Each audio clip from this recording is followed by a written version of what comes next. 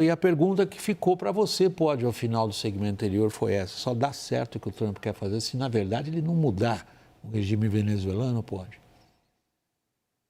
Pois é, então se a gente começa com a gente entender exatamente aquilo que o Trump quer, né? O que o Trump quer é controle sobre a Venezuela. Ou seja, nós não estamos assistindo um processo de libertação da Venezuela, mas um processo de aquisição da Venezuela, né? Aquisição de ativos hostis. Essa ideia de que o Donald Trump e os Estados Unidos são os novos administradores da Venezuela. Nesse contexto, fica muito complicado você defender uma mudança completa do regime e uma transição para a democracia, uma democracia que significa que, eventualmente, você pode eleger alguém que vai contra os seus interesses, né? Uma democracia, como no caso da Colômbia, que significa que, eventualmente, você pode eleger um Gustavo Petro, né? E, portanto, você não tem controle total sobre o país. Então, há uma contradição entre você buscar controle total, faça o que eu quero ou você sofrerá as consequências, ou seja, essa postura claramente imperial, e você manter uma estrutura democrática, né? Portanto, a gente não tende a ver, repito, o que a gente viu acontecer no Panamá, que foi de fato uma transição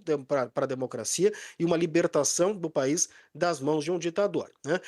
O que interessa para o Donald Trump é manter de fato a estrutura atual do governo venezuelano, lembrando que o exército venezuelano controla praticamente todos os setores da sociedade venezuelana, dos portos à comida, então você precisa do exército para poder ter algum tipo de funcionalidade no país, então vão ter arranjos aí que vão ser necessários nesse sentido, e é um tipo de proposta que o Donald Trump coloca que não tem a ver com você transformar a Venezuela numa democracia. Essa transformação pode acontecer, inclusive como foi apontado, eventualmente, né? Vamos dizer, a Venezuela começa a crescer economicamente, você começa a ter de alguma forma aí elementos que permitam algum tipo de disputa relativamente democrática, algo que não seja tão incompetente do ponto de vista político como foi o Maduro. Isso pode dar algum ar aí de recuperação para a Venezuela, mas esse não é o ponto do Donald Trump, né? Para o Donald Trump, a democracia ela é muito cara, ela é muito custosa e ela é muito ineficiente, né? Não podemos dizer que o Donald Trump é um admirador de democracias. Ele sabe muito bem que ele prefere um estilo mais centralizado de governo, né? Ele olha, de novo, para qualquer governo ou Estado como quem administra uma empresa. Então, nesse sentido, há sim uma contradição entre você fazer a Venezuela virar, de fato, uma democracia saudável e robusta e você controlar o país, né? E controlar o país demanda, em certa medida, que você controle o país de forma barata, que é o que o Trump quer, né? Ou seja, sem tropas no país, a conclusão lógica desse raciocínio é que a melhor forma disso acontecer é você manter as estruturas atuais, apenas trocando aí quem que vai controlar esse processo, né? Então, acho que sim, resposta à sua pergunta, me parece que para que isso funcione, que o Trump quer que aconteça, é necessário que, em certa medida, se mantenha essa estrutura que nós temos na Venezuela hoje. Aí a gente tem paralelos, Alberto Pfeiffer, entre o que o Trump fez com a Machado e o que ele fez com o Bolsonaro. Ele simplesmente deixou a Maria Corina Machado pendurada na brocha, como a gente fala na linguagem popular, deixou ela sem escada embaixo. Ele fez a mesma coisa com o Bolsonaro. Aparentemente ele está disposto digamos, cooperar com qualquer regime que lhe seja, de alguma forma, servil. O que significa para o Brasil, Fábio? Bom, em primeiro lugar, isso não é novidade nenhuma, né, Trump? Desculpa. William. É que ele começou apresentando programa de televisão, né? Quem sabe eu tenho uma chance ainda. Hein? Pois é. Se tivesse o bolso dele, já estaria bom, né? Mas vamos lá. Nunca foi um problema, porque é uma democracia, não é uma condição suficiente. Usar a categoria analítica democracia para entender o que está se passando na Venezuela e o que vai se passar no hemisfério e no mundo é ter um olhar para o ponto focal equivocado. Nunca foi sobre democracia. Os Estados Unidos na Guerra Fria, a União Soviética na Guerra Fria, não estavam preocupados se havia democracia ou não, estavam preocupados se os governos, se os regimes eram aliados, subservientes, se necessário, e não iam de encontro aos seus interesses, não facilitavam o interesse do adversário. E é disso que se trata. Isso está explicitado, de novo, no documento da Estratégia Nacional de Segurança Americana. E vai ser assim. Outra coisa, não tem amigos, tem conveniências. Bolsonaro poderia ser conveniente num determinado momento em que parecia que ele tinha condições de derrotar um candidato mais proclive à China, que é o caso de Luiz Inácio da Silva, numa competição eleitoral próxima que haverá no Brasil. Não é porque ele é amigo do Trump, é porque ele parecia ter uma chance eleitoral. Maria Corina Machado, que é respeitada por Trump, pelos assessores, por Marco Rubio, também é uma pessoa que não é descartada neste momento. Ela é apenas colocada no lugar em que ela tem a funcionalidade de ser um ícone da oposição venezuelana, uma força da resistência, sim, uma campeã da democracia, mas sem posto, sem caneta, sem capacidade de implementação. E foi isso que o Marco Rubio disse, isso que o Trump disse. Quer dizer, colocá-la no poder hoje, ou colocar o que foi efetivamente eleito, o presidente Gonçalves Urrutia, representaria entregar o comando de uma estrutura da qual eles não têm ascendência alguma, conhecimento algum. Isso sim poderia levar o país à disfuncionalidade, à paralisia e ao caos. Então, a estrutura engendrada por Trump, por Rubio, é uma estrutura pragmática, minimalista, efetivamente estão trabalhando com custo mínimo, e essa é uma boa premissa. Vai funcionar? Não se sabe, mas tem alguma chance de dar certo, porque a coerção está presente. Se a Delcy Rodrigues não se comporta, ela pode ser sacada do poder. Agora, acreditar que o Trump tem amigos permanentes, ele pode ter simpatias ocasionais, alinhamentos pontuais, inclinações, desde que os interesses sejam convergentes. Certamente, no caso do Brasil, ele agora, talvez mais bem informado do que é a complexa estrutura institucional brasileira, do que é a multitude de atores políticos, de planos de poder na República Brasileira, avaliará melhor com quem se alinhar para a próxima eleição. Bolsonaro parece estar fora da disputa e ele buscará alguém que se contraponha a Lula nesse momento, a não ser que Lula concorde em deter a proximidade que tem se mostrado em relação à China. Pelo jeito, você está sugerindo um show de pragmatismo de lado a lado. Mas deixa eu vir para a questão que você já estava colocando, Carlos Frederico. Como é que o Brasil enfrenta essa situação? No caso brasileiro, né, pelas próprias características, primeiro, materiais do Brasil, e segundo, os próprios princípios históricos, né, nas relações internacionais brasileiras, o melhor mundo para navegar é o mundo de mais multilateralismo, mais direito internacional e afins. Esse não é o mundo em que estamos, né? Então, isso implica em algum redesenho. O melhor cenário dentro de uma corrida geopolítica entre Estados Unidos e China, né, seria aquele que o Brasil poderia ficar no meio termo, num não alinhamento, né, ou que os indianos chamam de multi-alinhamento, e preservando um espaço de atuação internacional. Essa ação de Trump em relação à Venezuela pode indicar, e aquilo que está determinado lá na Estratégia Nacional, no documento que saiu aí há 2 semanas atrás, pode indicar que o espaço de atuação internacional do Brasil seja reduzido. E, nesse sentido, que o Brasil seja empurrado para fazer algumas escolhas mais complexas e mais difíceis, né? E aqui o Brasil também tem uma realidade, e não estou comparando o Brasil com a Venezuela em nenhum aspecto, né? E aí o Brasil tem como maior parceiro comercial a China desde 2009, mais de 1/3 das exportações vão para lá. Como o Brasil vai navegar essa situação? O Brasil não está sendo ouvido agora, né? Então tudo isso está acontecendo num país vizinho ao nosso, e o Brasil não tem voz. E isso também é uma lembrança para que a gente possa repensar diversos aspectos da política externa brasileira, inclusive a política de defesa, né? Então tem diversas camadas, aí, desde o macro até o micro, que eu diria que é a política de defesa brasileira, que ela precisa ser discutida. Eu até paro aqui, não falo repensada, mas discutida, né? Discutida de maneira aberta, com ampla participação da sociedade, porque diante de um mundo redesenhado, eu acho que convém que o Brasil discuta a defesa de uma maneira séria, né? e de uma maneira profissional. Que defesa precisamos? Que política externa precisamos? Tudo isso vai merecer uma inflexão por parte do Brasil. E aí tenho dúvida se estamos prontos para isso, para essa discussão. William, posso fazer um adendo rápido aqui? Obrigado, Fábio, porque eu já esqueci de dizer a vocês que vocês não precisam esperar eu passar a palavra. Por favor, intervenham quando quiserem, da maneira que quiserem. Pfeiffer, a palavra é sua.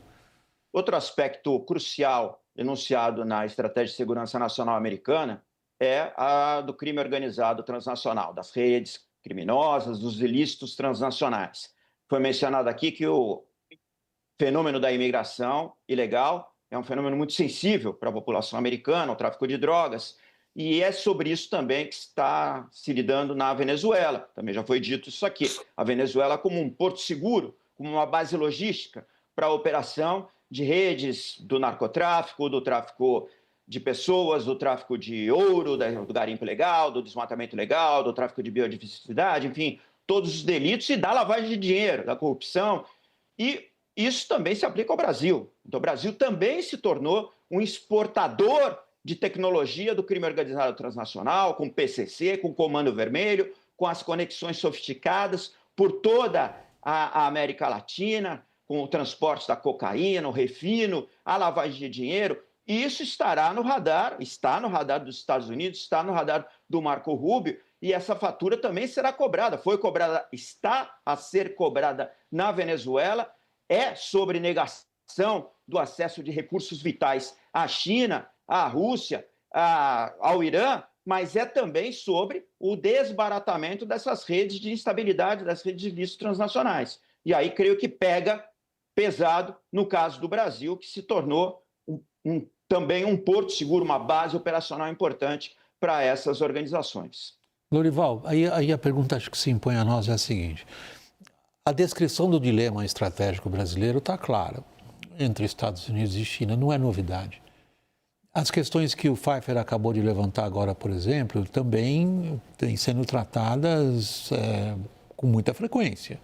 A capacidade que o crime organizado, por exemplo, hoje desenvolveu de dominar a Amazônia, por exemplo. O que o episódio ou o que está acontecendo agora em relação à Venezuela altera esse quadro em que direção? Bem, acho que, em primeiro lugar, é preciso a gente ter claro que essa é uma justificativa puramente retórica do Trump. Isso ficou evidente quando ele indultou o ex-presidente de Honduras, né, Juan Orlando Hernández, que foi presidente de 2014 a 2022, condenado pelo tráfico de 400 toneladas de cocaína para os Estados Unidos, e foi indultado pelo Trump porque era um parceiro ideológico e o ajudou nas políticas de imigração e tal. Então, não é sério essa ideia de estou fazendo isso para conter o crime organizado, o narcotráfico, muito menos o narcoterrorismo, que não é um termo que se aplica ao caso. Poderia se aplicar aos extraditáveis da Colômbia nos anos 80, mas não se aplica tecnicamente a esse caso. Tendo dito isso, o problema existe. O problema do crime organizado brasileiro, na Amazônia, tudo isso que o Alberto falou é isso mesmo. Existe, é algo que nós precisamos olhar e provavelmente um Marco Rubio da vida se preocupa genuinamente com a questão, né?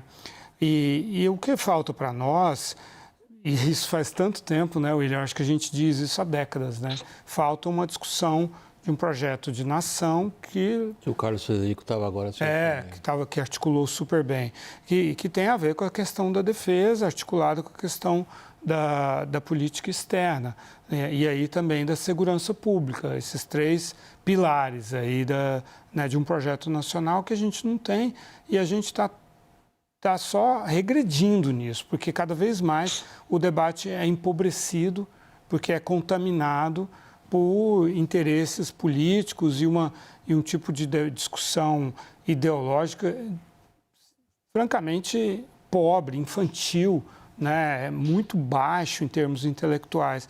Então, a nossa elite precisa levantar a cabeça e começar a olhar um pouco mais à frente, quer dizer, e pensar nessas questões. A gente está extremamente vulnerável, né? Assim, vulnerável pela doutrina Monroe, que segundo Trump é Donald Trump com Monroe, vulnerável por todos os nossos problemas, nossos problemas de defesa, nossa falta de equipamento, de treinamento dos nossos militares, das nossas Forças Armadas, vulnerável pela presença absurda, o domínio, o poder que o crime organizado adquiriu a ponto de ter uma atuação forte na Faria Lima.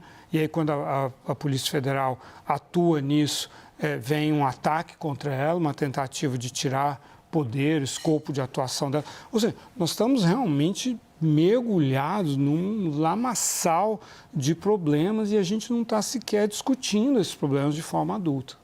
Jana, nesse momento é muito interessante ver qual é o teu olhar sobre o Brasil diante dessas questões de defesa, estratégia e da doutrina Monroe.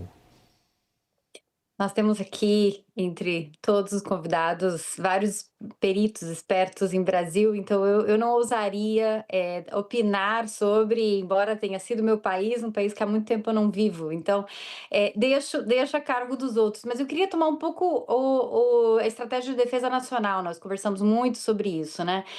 Olha, alguns comentários. Primeiro que a estratégia de defesa nacional, ao dar maior enfoque na América Latina, o que isso realmente faz é transformar os Estados Unidos ou passar a mensagem que os Estados Unidos já não quer ser uma força global, quer ser uma força regional. Ele diminui em papel, em retórica, o escopo da ambição americana, que é uma pena. E é uma pena no momento muito crucial, é um momento no qual a Rússia está invadindo o espaço aéreo da OTAN. É um momento no qual a Europa precisa dos Estados Unidos, não só por causa da Ucrânia. É um momento no qual Taiwan precisa dos Estados Unidos, principalmente por causa da Ucrânia. E agora, com a invasão da Venezuela, ainda maior preocupação do que poderia acontecer, tanto na Ucrânia quanto em Taiwan, ou em outros protetorados, outros objetivos territoriais de poderes globais, né? Então, isso é preocupante. O documento em si, eu não daria tanto atenção e tanto poder quanto tem sido dado. Se você compara o documento de estratégia nacional que acaba de sair com o que foi do Trump One, é um documento pobre, mal feito, mal redigido. É um documento que vem com metade das palavras, né? Inclusive em letra grande. O documento que foi feito em Trump One é muito mais clássico, documento de governo, bem pensado, bem negociado entre as diferentes agências. Realmente um documento que reflete uma visão estratégica de país. Já esse, o mais recente, ele tem contradições internas, tem umas horas que falam que o presidente resolveu um conflito e diz que ainda tem que resolver. Uma série de outras contradições no documento em si, diz que não é um país intervencionista e acabamos de ver intervenções. Então, é um documento que não reflete, na verdade, a perspectiva do presidente Trump. Foi feita a várias mãos, né? Ou provavelmente a parte da Europa foi escrita pelo vice-presidente Vance, provavelmente a parte da América Latina foi escrita pelo secretário Rubio.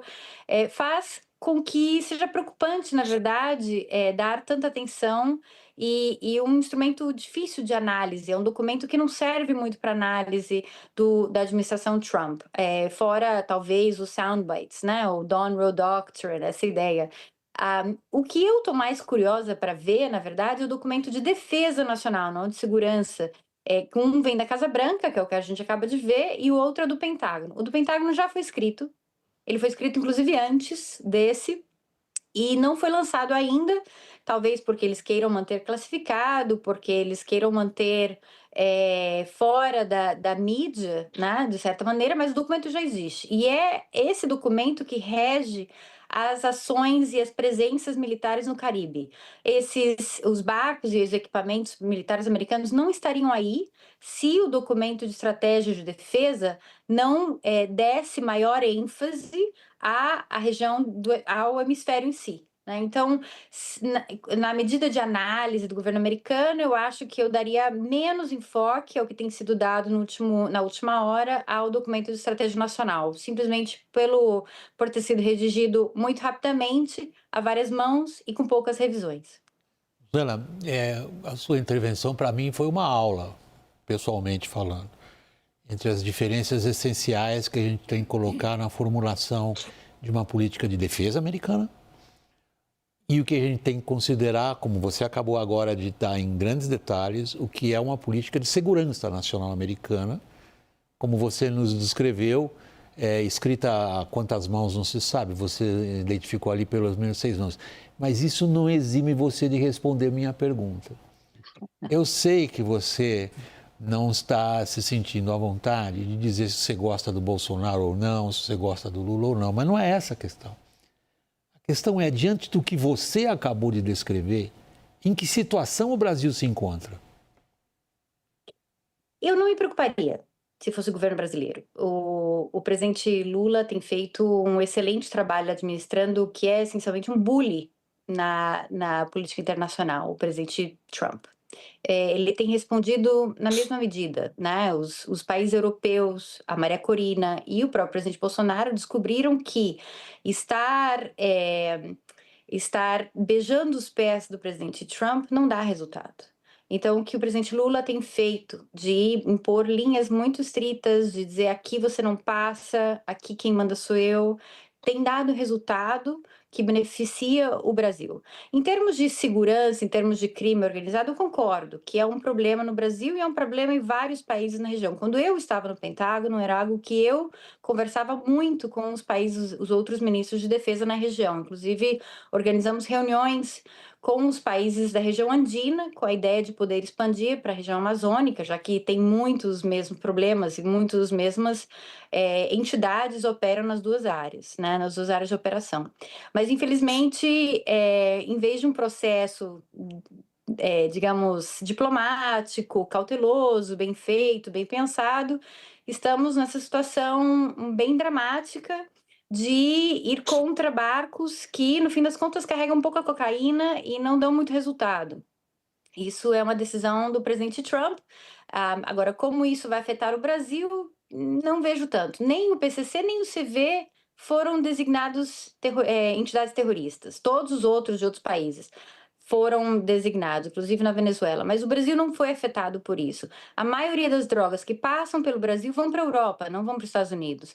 Portanto, os Estados Unidos se preocupa menos, burocraticamente, sobre as ações e as produções ou transporte de drogas que o PCC e o CV possam fazer, né? E, de certa maneira, por mais que os Estados Unidos queira ser policial na Venezuela, ele não pode, não pode, nem consegue ter esse mesmo tipo de ação no Brasil. Então, eu não me preocuparia se fosse o Brasil, e isso extrapolaria também para a Colômbia e para o México. É muito mais difícil você ter uma ação em países que são, digamos, democraticamente eleitos, institucionais. A Venezuela era um país falido, né? Nós estávamos falando de um país que criava um vácuo de Estado, que não é o caso na Colômbia, que não é o caso no México, embora o presidente Trump esteja ameaçando esses dois líderes no fim de semana.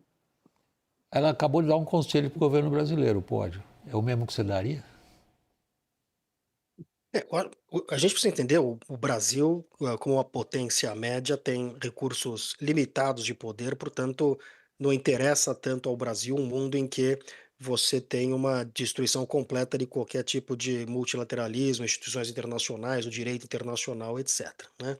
Nesse sentido, acho que a gente tem que olhar o curto e o longo prazo, né? No curto prazo, o governo Trump ele é passageiro, né? Esta política do Donald Trump é uma política que não reflete um consenso da sociedade norte-americana. Essa é uma diferença importante que a gente tem, portanto, da política externa dos Estados Unidos, que a gente viu desde o final da Segunda Guerra Mundial. Claro que, né, a partir do fim da Guerra Fria, mas mais especificamente aí meados do século XXI, após a Guerra do Iraque, por exemplo, a gente começa a ter a quebra muito clara desse consenso, né? Então, a política externa americana que operou durante muitos anos sob um determinado consenso, né, a questão da Guerra Fria, de contenção ao comunismo, etc., que independe de democratas ou independia de democratas e republicanos, ainda persistiam alguns consensos no pós-Guerra Fria, a ideia de mercados livres, instituições internacionais, direito internacional, ainda que muitas vezes de uma certa hipocrisia, mas isso foi de alguma forma sendo deixado para trás, né? A própria invasão do Iraque foi aí um primeiro momento, né, em que se coloca e se contesta muito a posição dos Estados Unidos com relação ao próprio direito internacional, ainda que o Bush, antes de invadir o Iraque, se esforçou muito para conseguir uma resolução da ONU, né? Teve um esforço muito grande da administração Bush de conseguir uma resolução da ONU, e não conseguindo essa resolução, eles ignoraram a Organização das Nações Unidas e foram ao Iraque mesmo assim. Mas o que a gente vê, portanto, isso me parece que é mais o longo prazo, né, que independe do Donald Trump. O Trump, ele, claro, acelerou o processo de deterioração da lei internacional, do direito internacional, mas esse me parece que é um processo um pouco mais longo, né? E o Brasil vai ter que, de alguma forma, saber operar nesse sistema.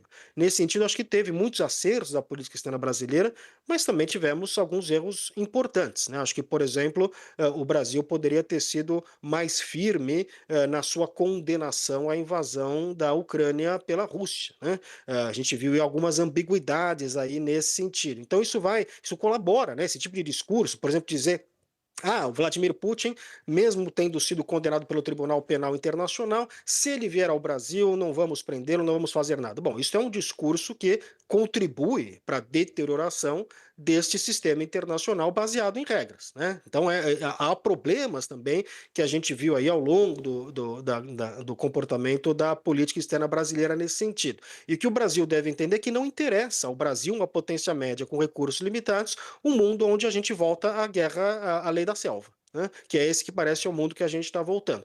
Mas, de qualquer forma, é o mundo que está aí e o mundo que o Brasil vai ter que se adaptar. O governo brasileiro não precisa se preocupar, Pfeiffer?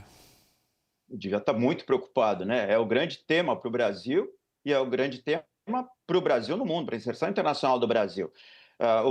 Retornando ao tema que nós estávamos comentando agora, sobre alguma eventual convergência na política externa americana, a contenção da China é um ponto de convergência, a contenção da imigração ilegal é um ponto de convergência, a contenção do narcotráfico é um ponto de convergência. Então, há sim pontos de convergência entre republicanos e democratas, entre toda a sociedade americana, sobre certos itens que estão na agenda de Trump, estavam na agenda de Joe Biden, de Obama, enfim, de governantes anteriores.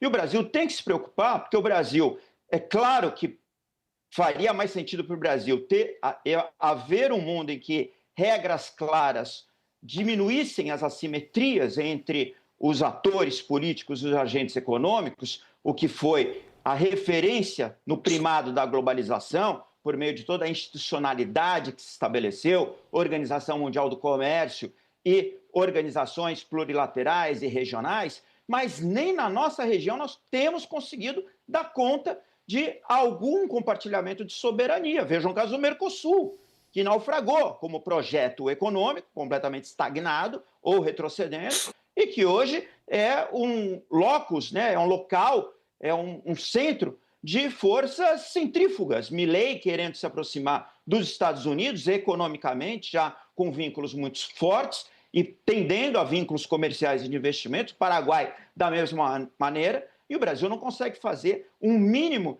de eficácia das suas tentativas de políticas para esse espaço subregional. Então, a política externa brasileira tem sido ineficaz, ela não tem se coadunado com os interesses nacionais, com os interesses da sociedade na sua amplitude, e deveria ser enorme, crucial preocupação do governo brasileiro o tema da segurança pública e o tema das organizações criminosas transnacionais. Não só porque elas não operem tanto nos Estados Unidos, como bem pontuou a Jana. De fato, o PCC e o CV têm, e as outras dezenas de organizações associadas, têm no tráfico para a Europa, para outras partes do mundo, o seu principal mercado de destino. Mas a oferta vem da região sul-americana, cocaína e todo o processo de cooptação de poder, de uso das estruturas financeiras,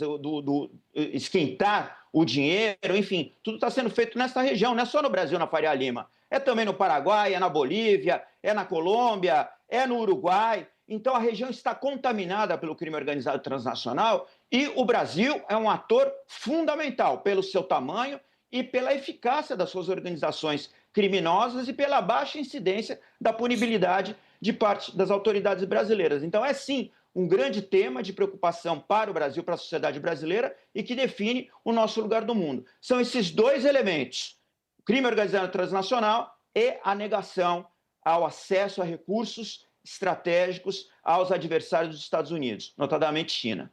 Esse ponto que eu queria pegar agora de novo, que você acabou de mencionar, Pfeiffer. Lembrando que a gente começou essa roda de conversa aqui no WW Especial, mencionando com muita ênfase a preocupação com o petróleo, no que está acontecendo entre Estados Unidos e Venezuela.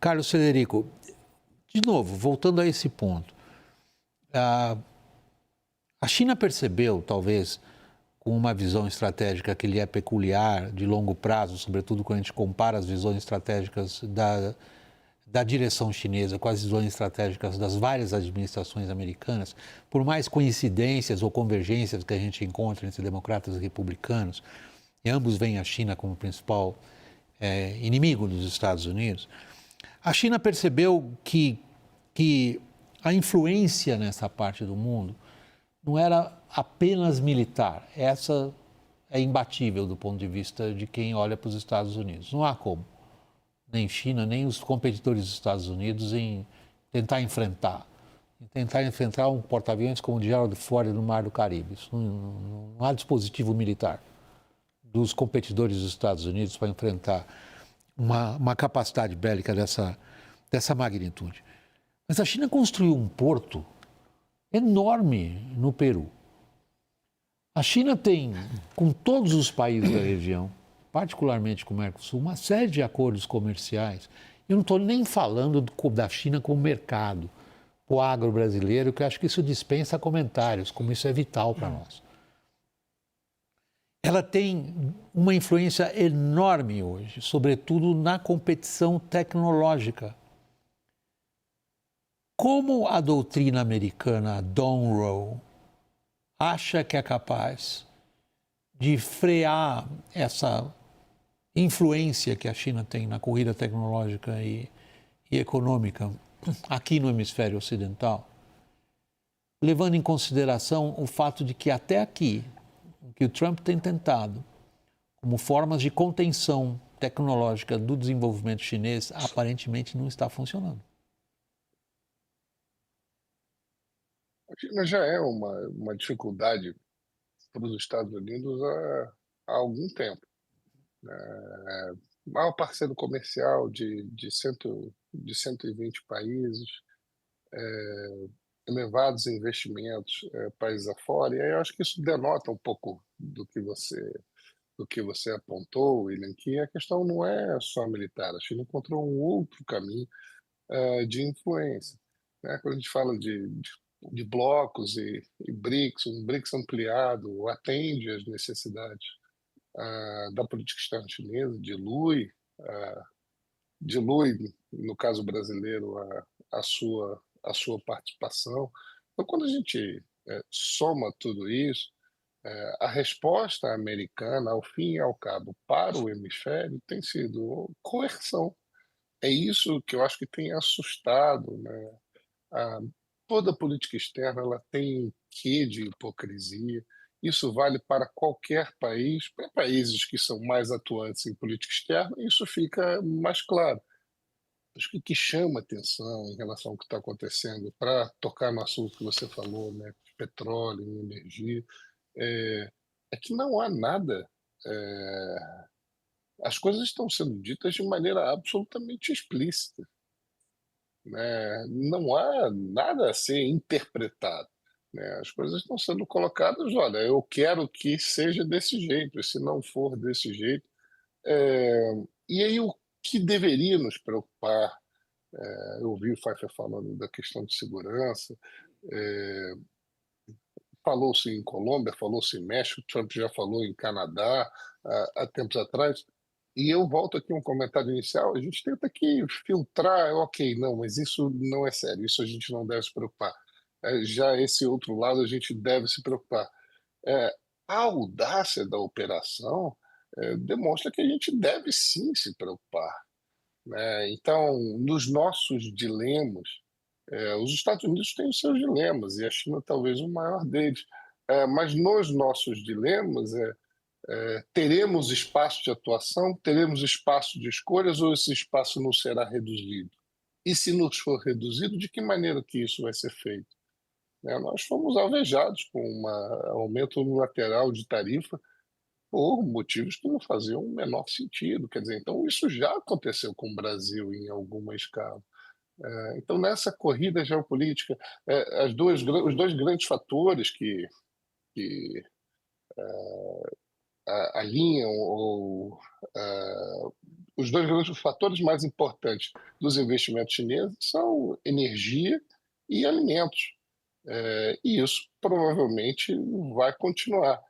Não me parece que a resposta do governo americano seja capaz de impedir isso, né? Então, a gente está vivendo um mundo de cada vez mais conflito, e a grande preocupação em que momento que isso chega à nossa porta? Não, já chegou. Em que momento que isso nos afeta diretamente? Já nos afetou em um grau importante, né, quando teve a questão das tarifas, mas ainda relativamente pequeno. Em que momento que isso desanda para um conflito generalizado? Né, os chineses não demonstram nenhum interesse nesse tipo de conflito, né, no conflito militar, mas há de se perguntar, décadas adentro, continuando assim, até que ponto a gente pode ser otimista pelo que vem pela frente? Posso usar essa tua pergunta? Até que ponto nós podemos nos permitir ser otimistas? Carlos Frederico, é uma excelente provocação.